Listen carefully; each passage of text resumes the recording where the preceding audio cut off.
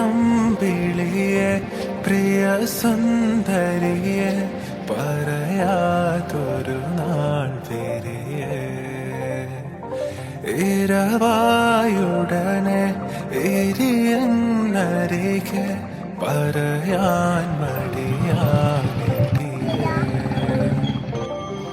കടന്നൽ മിഴിത്തുമ്പ് കൊള്ളുന്നടേ